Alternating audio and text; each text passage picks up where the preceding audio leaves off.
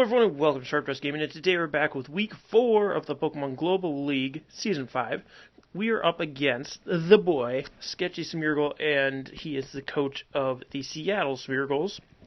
A link for his channel will be in the description below. Unfortunately, I did not get a team builder up this week because, well, both of us have been very busy with work. I just started a new job. He has his job that's super busy, so, you know, we finally got it squeezed in late Friday night. So you can see our teams on the screen though. We have Clefable, Porygon 2, Mega Skiz, Zapdos, Ash Greninja, and Mudsdale. He has the Nidoking, the Garchomp, the Tentacruel, Granbull, Ditto, and Klefki. Now looking at this team, I'm assuming the Choice Scarf is on Ditto, and barring double Choice Scarf, Nidoking's probably Life Orb. And then probably just a bulky Tentacruel to rapid spin stuff away. Spikes on the keys. And then Garchomp might be Stealth Rock Setter. Excuse me.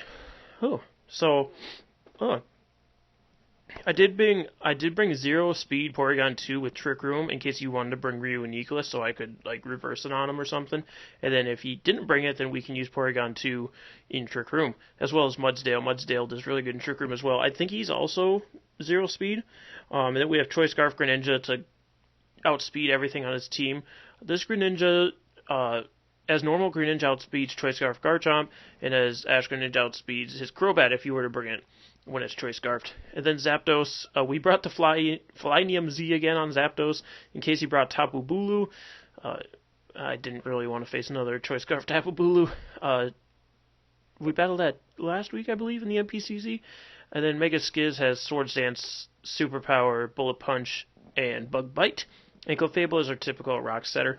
So I'm going to leave with Clefable here. I was thinking about Greninja, and then I could U-turn on whatever, or just Choice Scarf kill something if it's like Garchomp or Nidoking, barring Focus Sashes. But I figured, let's just leave with Clefable, maybe we can get our rocks up. So that is what we're going to do. I'm going to hit play, and we're going to get right into this. So he's over there stomping on us. I'm like, nah, boy, nah. Nah, we gotta make up for the loss we had against you last season in the PGL. So he's gonna leave with Nidoking. So this doesn't look great for my Clefable, but I'm going to expect him to overextend here and go for Flamethrower, expecting Scissor to come in to take the Sludge Wave. And I do get that right. He goes for the Flamethrower. Clefable will be able to chew on that a little bit, and I get the Stealth Rocks up. Now here, either he's going to go for another Flamethrower, trying to get Scissor on the switch-in, expecting me to switch now that I've got him to go for Flamethrower, expecting him to switch back to Sludge Wave, or switch out if he's Scarfed. But I'm just going to switch out altogether, because I don't want him to also switch up for Sludge Wave. So my best bet is to go into Ernie, Porygon 2. He can eat any of the hits that Nidoking wants to throw at him. And we also get to trade Sheer Force, which boosts our Ice Beam and our Thunderbolt. I didn't bring Tri-Attack this week. I can't remember why exactly I brought Thunderbolt, to be honest with you. But we do have it. So Nidoking is going to switch out here because he probably expects the Ice Beam to come into play. He's going to bring out the keys. Like, alright, well, my Trick Room is kind of useless here because I set it up just in case he tried to switch into another Fastmon or something. But he's going to switch into the keys. I'm assuming he's going to try and like set up Spike Summoning or something, but he actually goes for Switcheroo, which will take away my Violite and give me whatever item he is carrying. And it turns out that he's carrying the Choice Scarf. I'm like, oh, great, so I'm a super slow mon with a Scarf, so I'm pretty freaking useless. I go for a Sheer Force, boosted Thunderbolt, and that's going to do quite a bit to the keys. So I'm like, yes, he's not especially defensive as far as I can tell. So I'm just, I actually switch out here because I am Choice Scarfed, and I'm expecting him to go into Nidoking now that he sees that I'm Thunderbolting, and maybe expecting me to stay in and be greedy, try and get rid of the keys, but I'm expecting Nidoking to come in now that I'm Choice Scarfed, so I'm going to switch into Mudsdale, who also rocks out underneath the Trick Room, and he has nothing to take a high horsepower from the Mudsdale. The only thing that really could, I guess, would be Ditto coming in and switching into my own Mudsdale, but still not going to like it. And then this Granbull, not really so much. And I forget, I'm trying to remember if there was someone I've seen that kind of take it, but not really. So the Granbull will, after a -1, will be under 50%, so I can just go for a heavy slam now and knock out this Granbull. We'll be taking Rocky Helmet damage, which is unfortunate, but we'll deal. We'll live. So we'll take that Rocky Helmet damage, and now Granbull will go down here. I believe Trick Room expires here, unfortunately, so now we gotta figure out what to do about that. His Nidoking is going to come back out. I expecting Ice Beam or Sludge Wave or really anything, but now that Porygon 2 is Choice Scarfed, I'm just going to switch out my Mudsdale into that Porygon 2. Even without the Violet, we will be able to take at least one hit because we are max HP, max special defense, and then we got Sheer Force now. He goes for that Ice Beam just to see if I'm going to stay in and try to call me predicting again, but not this time. So I was hoping with Scarf we'd outspeed, but then I remembered we're like absolute zero speed with our Porygon 2, so there's no way we're going to, and Sludge Wave will be able to take us out now that we don't have Eviolite. So it's unfortunate Porygon 2 goes down there, but at least he didn't even get a kill. I was about to say he got a kill, but he didn't. Now I bring in the Greninja. Now I expect the Nidoking to switch, so I'm going to go for the U-turn, and the Tentacruel does come in, which is basically what I was expecting me to Surf or something, because I do have Surf on this Greninja.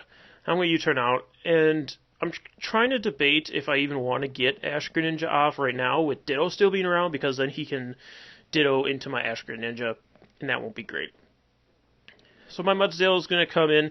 I know I can take one Scald, and a high horsepower is pretty... it does, I believe it's like 84 to 90 on a defensive Tentacruel. So I'm like, alright, as long as he doesn't burn me with Scald, we'll be fine.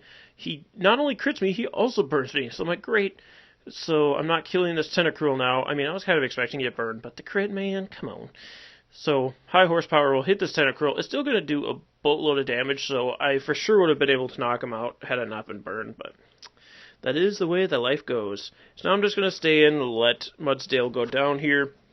What I was assuming was going to be another Scald, but it's actually Giga Drain, so a good play on his part picking up a little bit more health here. So that he can possibly live some more moves.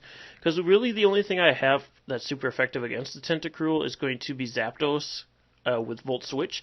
And he can just easily switch into Nidoking there, and then I'll be in a really bad position. So I'm actually going to bring Greninja. From this range, it's looking like a roll with Dark Pulse, but I do also have that chance to flinch. So I go for the Dark Pulse here, pop, pop, pop, pop, and he lives. He just lives it, and he goes for the Giga Drain. I'm like, ouch, that kind of hurts. I'd rather that hadn't happened, but here we are. So now he's going to get some Black Sludge recovery, and I'm like, alright. We should be able to knock him out now for sure with Dark Pulse. So I'm going to go for another one. We will unfortunately beat Ash Greninja, but that's just the price we got to pay to get rid of this Tentacruel, because Tentacruel really messed me up in my other league battle this week, which I don't know how much of that you'll see, but we are going to get up into Battle Bond here. Well, and this is the first time, mark it down on your calendars, folks, this is the first time Ash Greninja has appeared in our league battles. And now Ditto's going to come and Ditto it, so that not only the first time, the second time as well. So we got Imposter Ash Greninja. I'm assuming he's just going to U-turn off of me, because it will knock me out, and then he can switch into a better mon or something. But I'm just going to switch out into Clefable, because even if he goes for Surf, which he most likely wouldn't, because yeah, I would resist it, I should be able to take one hit. So he is going to U-turn out. I'm like, alright, we already disposed of Ash Greninja once. We didn't dispose of him, but we got him to move, and maybe we can stop him from becoming Ash Greninja again. Now he goes into Klefki. I'm not sure if he knows if I have Flamethrower, or if he I'm not sure exactly why he went into Klefki, but he's going to go for Switcheroo here. Maybe he thought he still had Choice Scarf, or maybe he just wanted to get rid of my leftovers. I'm assuming that was the case. I'm assuming he knew he had Eviolite. But I'm just going to go for Flamethrower here, and we'll see how much damage we can do to the keys, especially because that Thunderbolt did so much last time, even with Sheer Force, and we're going to be able to knock out with Flamethrower on the keys. Clefable picking up another kill. My little mush mush. And then in comes Garchomp, and I calced up Iron Head. I knew I wasn't going to die to it. I wasn't sure if I'd get flinched, obviously, but I'm just going to stay and go for a Moonblast, get some damage off on this thing. And fortunately, we do not get flinched from the Iron Head. Bam, Moonblast, brings him down, not enough to KO, which I wasn't assuming it would, but now I can switch into Zapdos, because if he wants to switch up, go for Earthquake, I am immune, but if he goes for Iron Head again, I do resist, so I'm not too worried about it. Bam, here comes the Iron Head. Ouch. We're going to live. Now I'm going to go for actually I get the Static. I forgot about this. I do get Static off on Garchomp. Not something you see every day. But now I can go for a free Hidden Power Ice and hit this thing up. And he really couldn't switch there because if Nidoking came in, it's taking a Hidden Power Ice. If Ditto came in, it turned into Zapdos and then took a Hidden Power Ice. So it's like, what can you do? So he's going to bring the Ditto in now. Take some Stealth Rock damage. That's always nice to see. The Imposter is going to turn him into Zapdos. And at this point, I don't want to switch something in to get hit. So I'm just going to go for Hidden Power Ice. I want to see how much he can do with Hidden Power Ice against me. But he actually goes for Volt Switch. Does quite a bit of damage to my poor Zapdos. But it's like, what can you do? So now the Nidoking comes in here. He's going to take this Hidden Power Ice after the Stealth Rock damage, of course. Here comes Hidden Power Ice. It's not going to be enough to knock him out. I almost went for my Z move there, but I wasn't sure he was going to Volt Switch. So I'm going to switch out Zapdos because I'm pretty sure 100% there's no way he's going for Flamethrower here. He's going to try and go for Ice Beam and knock me out. So I can bring in Scissor, take this Ice Beam, and because he's Sheer Force, we don't even have to worry about getting frozen. It's so nice. And now I can Mega Evolve and go for the Bullet Punch.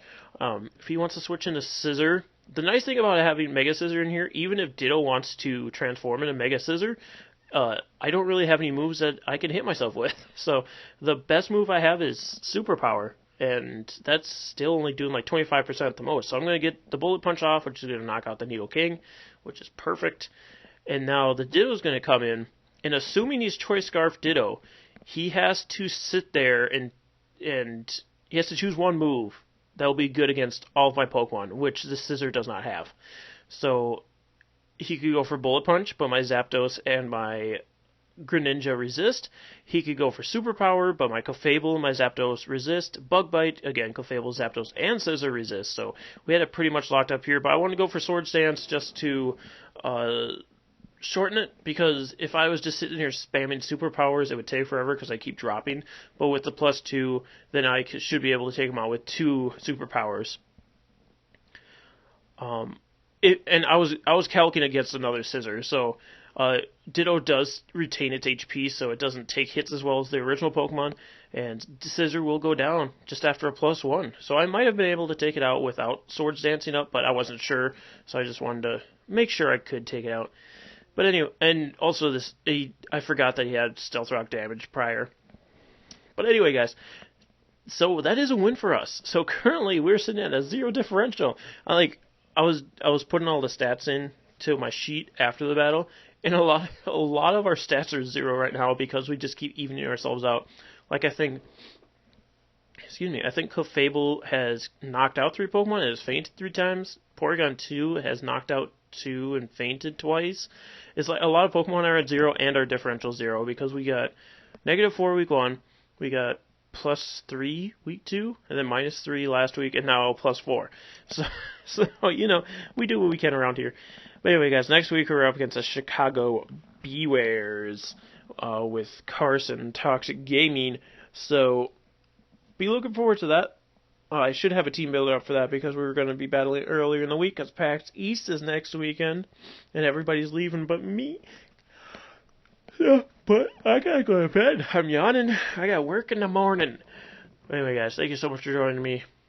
Be sure to check out Sketchy over on his channel. I will see you next time. Stay sharp, everyone, and go Wild Charge.